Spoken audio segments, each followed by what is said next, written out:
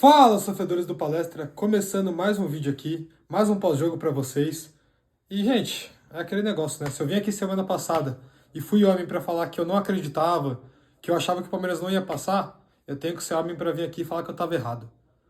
Então, assim, como torcedor e como criador de conteúdo, eu quero pedir desculpa pra quem eu falei que eu achava que não dava. Era uma opinião individual minha, mas muita gente tentou me convencer do contrário, eu coloquei isso na minha cabeça. Mas o Palmeiras mostrou que o impossível é possível. O Abel Ferreira mostrou que o impossível é possível. E acho que só o palmeirense e o Palmeiras conseguem proporcionar isso. Proporcionar uma noite de desilusão, que podia ser uma noite triste, numa noite que eu não estou conseguindo nem dormir.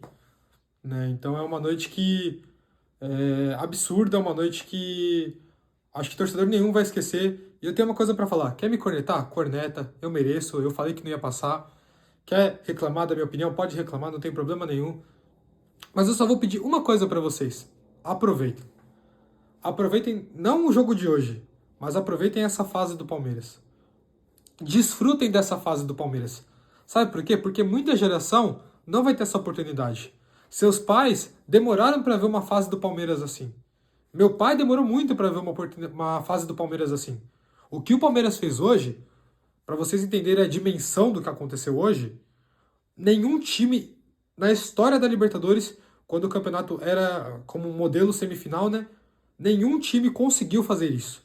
Vocês têm noção do que é isso? Nenhum time da história da Libertadores que perdeu o primeiro jogo da semifinal conseguiu reverter no segundo. Então, olha a grandeza do que foi feito hoje. Então, é o que eu falei. Minha opinião, realmente, eu torci, falei que comemorei cada gol, mas não acreditava. Tava desiludido por outros resultados ruins que o Palmeiras teve na temporada, mas uma coisa que eu aprendi hoje é que não dá pra desistir. Não dá pra se jogar a toalha, pelo menos sem tentar. E eu acabei fazendo isso por desilusão de outras vezes que eu acreditei, tá? Então, antes de eu comentar sobre o jogo, né, deixa seu like, compartilha com seus amigos, com a sua família, ajuda muito o canal. Já se inscreve também, ativa o sininho, que isso colabora muito com o nosso trabalho. E comenta aí o que vocês acharam do jogo, se vocês concordam com a minha opinião, qual que foi o sentimento de vocês, se vocês estavam acreditando na virada, se não estavam. E também segue a gente nas redes sociais, a gente tem Instagram, leva uns conteúdos legais lá pra você, vai estar tudo aí na descrição, tá bom? Mas vamos falar um pouco do jogo? Palmeiras fez um jogo que no começo me deu um pouco de medo, não vou mentir pra vocês. No começo o Palmeiras teve chances que perdeu, inclusive uma do Vitor Roque que foi muito faminha, né? E a gente sabe que nesses jogos não pode ser faminha porque não pode se perder gols, né? A gente viu a LDU contra o próprio São Paulo, que veio aqui, ganhou deles, mas o São Paulo perdeu 300 gols. Então a gente sabia que hoje não era o dia de perder gol. E hoje o Palmeiras mostrou poder de finalização. Apesar de ter perdido alguns gols, o Palmeiras criou jogadas. O Palmeiras não foi vivenciado de chutão, de bola pra frente, de lançamento. O Palmeiras criou o jogo. E eu vou te falar, sabe o quê? Esse jogo de hoje tá nas costas de um moleque. Um moleque que veio da base, chamado Alan. O que esse moleque jogou hoje? Mas ele foi um absurdo.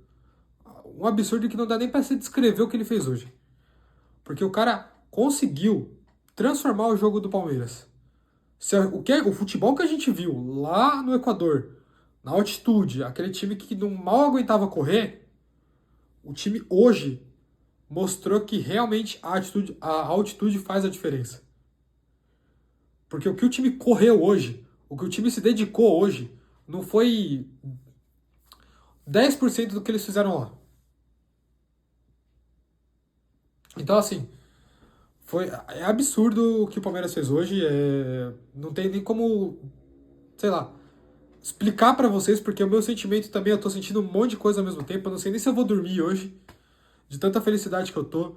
É como eu falei, eu torci, eu comemorei cada gol. Realmente, às vezes eu não acreditei, mas faz parte do futebol, faz parte do sentimento do torcedor. Às vezes é se sentir num momento ruim ou se sentir num momento bom de confiança. E também falar que, por mais que a gente critique, ou criticou muito o Bruno Fux, eu principalmente critiquei muito depois do jogo contra o Flamengo, o jogo que ele fez hoje, principalmente por causa do gol, mas o jogo que ele fez hoje, a segurança que ele passou na zaga, ele é um zagueiro diferente. E valeu cada centavo que eles vão investir para comprar ele do Atlético Mineiro. Então, assim, o Palmeiras hoje, ele simplesmente fez com que jogadores que não estavam tendo espaço, como o Alan, como o Bruno Fux, como o Veiga, que a gente já vai falar do Veiga já, fizessem uma noite brilhante. E os caras que geralmente são reservas fizeram uma noite brilhante. O Alan, absurdo, mas eu também não posso deixar de falar do Veiga. Se a gente criticou tanto tanto o Veiga, falando que ele estava morto, que ele estava cansado, que o Palmeiras estava apagando a história de um ídolo, ele mostrou que ele tem estrela. Aquele primeiro gol que ele fez é a senhora aula de posicionamento, de movimentação em campo. A bola que o Vitor Roque acha e o Veiga sai na cara do gol é uma senhora aula de movimentação em campo. E o gol de pênalti, é o que eu falei, né? Pra mim, o melhor jogador do jogo foi o Alan, né? Porque o cara driblou um, driblou dois, foi carregando, driblou o terceiro, caiu e conseguiu o pênalti pro Palmeiras. O pênalti da virada e o Veiga lá assumiu a responsabilidade, bateu e fez o gol. Então, assim, por mais que em muitos momentos eu desconfiei da potencial do Palmeiras, o Abel mostrou que ia ter uma noite mágica no Allianz Parque. Por muito tempo eu estava desconfiando se isso realmente ia ser verdade. Essa semana inteira aqui, esses últimos 7 dias que a gente passou, eu desconfiei se isso realmente ia acontecer. E aconteceu. Aconteceu a maior virada da história da Libertadores. Então, torcedor, quer me cornetar? Me corneta. Quer falar mal da minha opinião do jogo passado? Pode falar. Assim, eu entendo, eu mereço também, porque eu dei uma opinião que não acreditava, e muita gente falou, tentou me convencer do contrário, mas eu coloquei isso na minha cabeça. Mas é o que eu falei, eu vou pedir para vocês mais uma vez, desfrutem desse momento, comemora, curte, porque é difícil. O que o Palmeiras fez hoje é muito difícil fazer. Então, assim, por mais que tenha aquelas pessoas que você não gosta,